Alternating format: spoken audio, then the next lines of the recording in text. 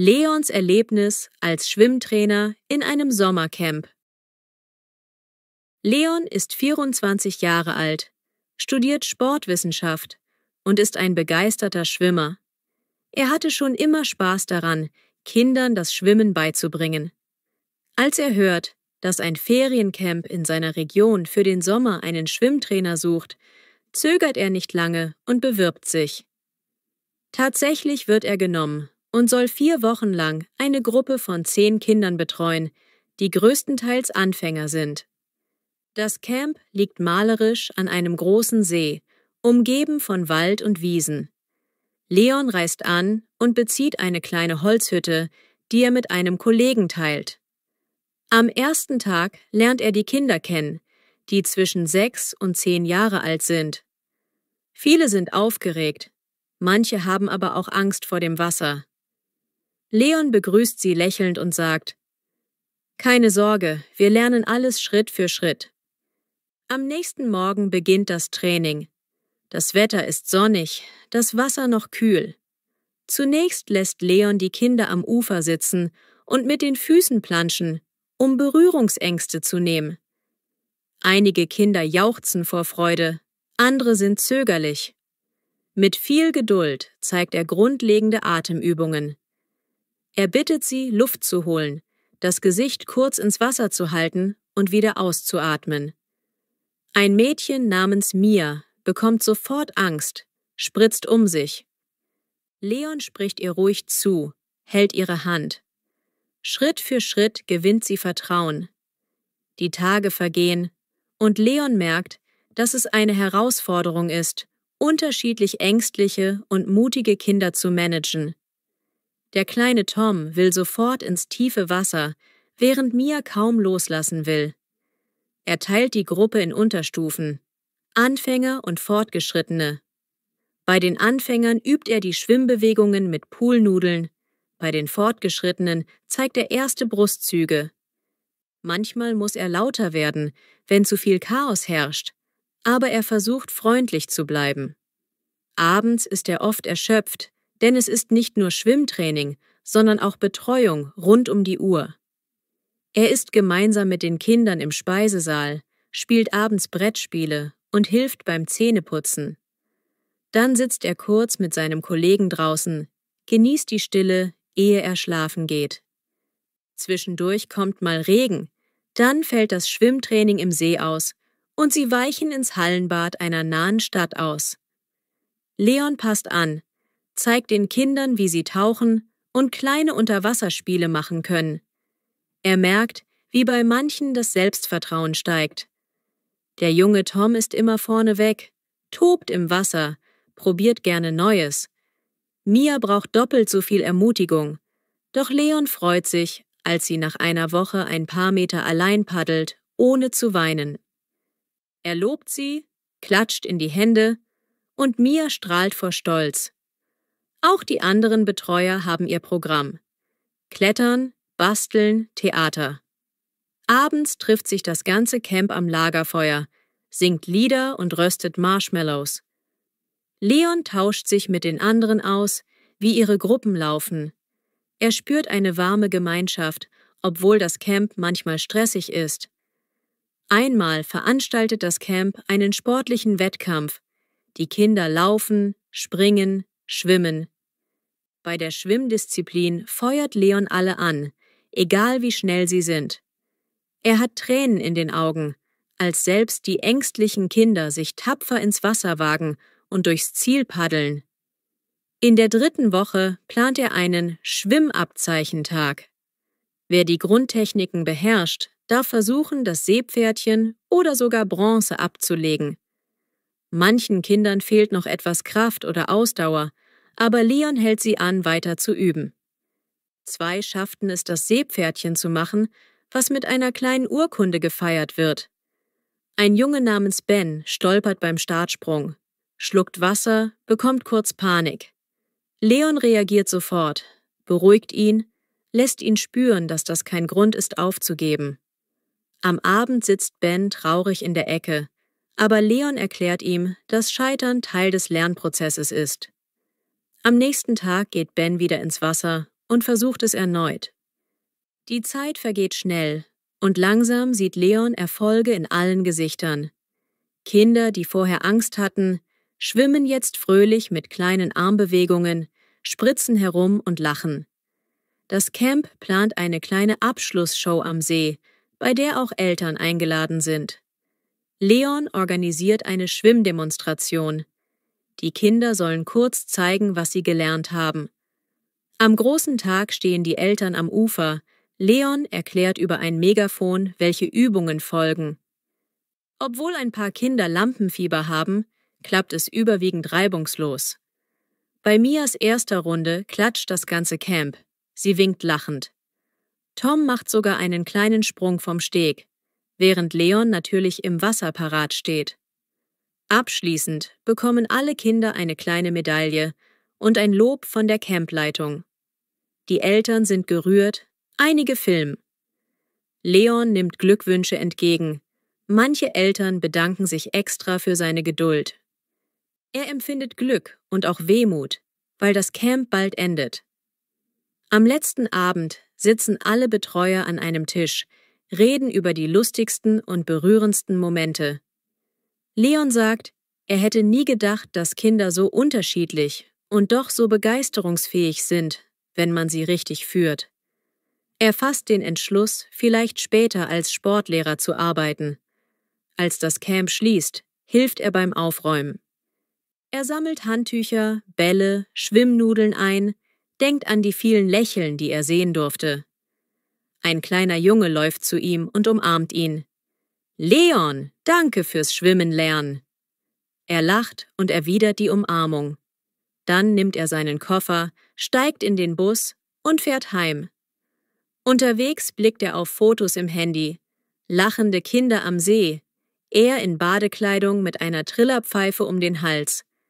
Er lächelt, stolz und glücklich.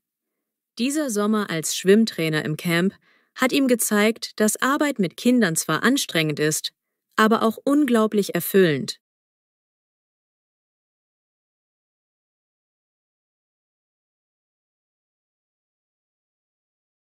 Davids Praktikum auf einem Gutshof mit Reitbetrieb. David ist 20 Jahre alt und ein eher ruhiger Typ. Als er auf der Suche nach einem Praktikum in der Landwirtschaft ist, stößt er auf ein Angebot. Ein Gutshof in Norddeutschland sucht eine Praktikantin oder einen Praktikanten, der beim Reitbetrieb mithelfen kann. David mag Tiere, hat aber wenig Erfahrung mit Pferden. Trotzdem bewirbt er sich, weil er einmal raus aus der Stadt möchte. Zum Glück wird er genommen, und schon eine Woche später reist er an. Der Gutshof liegt idyllisch zwischen Feldern und Weiden, verfügt über mehrere Ställe, eine Reithalle und eine Koppel, auf der Pferde frei herumlaufen. Am ersten Tag ist er nervös. Die Hofbesitzerin, Frau Gerlach, begrüßt ihn herzlich. Sie erklärt, dass er sich nicht nur um die Pferde kümmern soll, sondern auch bei der Feldarbeit helfen kann. David staunt über die Größe des Hofes. Er bekommt ein kleines Zimmer im Obergeschoss des Haupthauses. Die Einrichtung ist einfach, aber gemütlich. Morgens steht er um 6 Uhr auf, weil die Pferde gefüttert werden müssen. Er schlüpft in Gummistiefel und eine ältere Jacke und eilt in den Stall. Dort treffen ihn lautes Schnauben und der Geruch von Heu. Zusammen mit einer Angestellten namens Mia lernt er, wie man das Heu verteilt und den Pferden frisches Wasser bringt. Er merkt, dass ein Pferd namens Flocke ständig drängelt, während ein anderes, Stern, ganz ruhig abwartet. Mia erklärt ihm, welche Macken jedes Pferd hat, und er findet das faszinierend. Später hilft er, die Boxen auszumisten. Das ist harte körperliche Arbeit, aber David genießt den Kontakt zu den Tieren. Abends fallen ihm die Arme fast ab. In den nächsten Tagen entdeckt er, dass es einen Reitunterricht für Kinder gibt. Er soll dabei assistieren, die Pferde vorbereiten und nach dem Unterricht abbürsten. Anfangs hat er Angst, von den größeren Pferden getreten zu werden, doch Mia zeigt ihm, wie man sich richtig annähert, mit ruhiger Stimme spricht und wo man sicher stehen kann. Langsam verliert er seine Scheu. Nach einer Woche fühlt er sich den Pferden näher. Er erkennt, welches Tier sensibel ist und wer etwas störrisch reagiert. Gleichzeitig lernt er, auf dem Feld bei der Heuernte zu helfen. Der Hof besitzt einige Traktoren und er darf beim Fahren zugucken. Als ein Bauer aus der Nachbarschaft Unterstützung braucht, fahren sie mit dem Hänger hinaus und laden große Heuballen auf.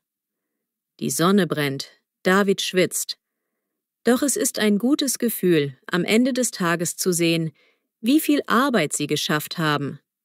Einmal hilft er auch bei einer kleinen Reparatur am Traktor. Er hat keine große Ahnung von Mechanik, aber alle packen zusammen an. Der Reitbetrieb bietet am Wochenende Ausritte für Touristen an.